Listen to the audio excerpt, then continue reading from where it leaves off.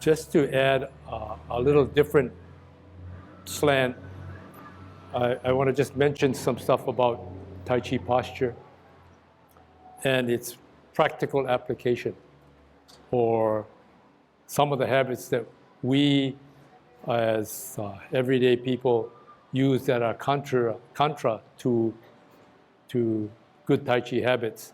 And one of them is walking. There's a concept of walking where you walk with a controlled fall. An example is you're walking and you're in a rush. You don't see people in a rush walking straight up. They're walking, I'm this way. This is sort of what can be called a controlled fall, because to not fall, I have to put this foot forward. You chop me here, and my the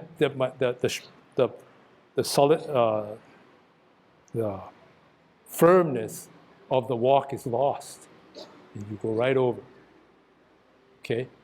In this particular case, part of the controlled fall is body forward, but also head forward.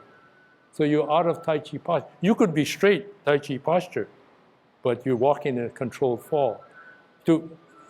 If you were to use your Tai Chi habits, you are walking. You're shifting weight and everything's straight, and your head is not a liability. It's not hanging forward. So trying to go from Tai Chi to everyday activity, that's one way. You get a different posture and sense of balance as you move about.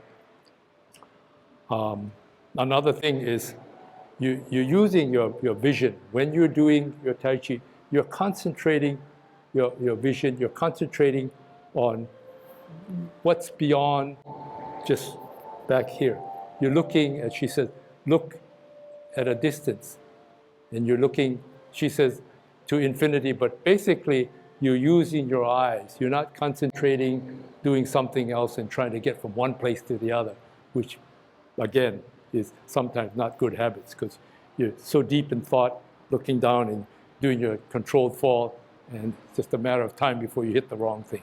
So that's one thing. Another thing, this is skipping the subject to what she just spoke about. Sometimes with understanding what you are doing, what the intent for a maneuver helps you to understand where your hands should be going. And in this case, repulsing the monkey. You have this hand as she's shown. When you're moving, this becomes an important orienting hand. It orients you to the midline, and you are reversing. In the 10 form, it does not do that other than to just give you a sense of what is the middle. The hand comes up, and you look briefly to make sure that it is coming up here, and then you turn your attention to forward, and you start to do this. It's important that this hand moves from this position down to here, because what it really is intended to do is when you are going to put this forward, it doesn't take much of an imagination where you're trying to hit the guy, your opponent. But you're also trying to grab him. Otherwise, you'd say, why are my two hands doing this? It's really here. You grab his other extremity, you bring him to you, and you deliver the blow, okay? And the hand should be coming from this position, comes down. You're pulling him down. And when you do the repulsing of the monkey, you use your body and you bring him down. You grab him, and you don't pull him just with your arm. You grab him, and you sit back, and you're just like you're towing him. You're not jerking him. There's not that much strength with just the upper extremity, but firm grasp, a little bit of strength here. You are using your core muscles, but you're using your body. Just the sheer weight of your body, pulling it down. So here, and then you come up here. I see some individuals in their zeal to be up here, they just, it should be, break it down. But as soon as, when you get up in this position, that's a signal for this hand to get ready, because I'm getting ready to grab somebody, okay? And so two hands are open, ready to go, coming out.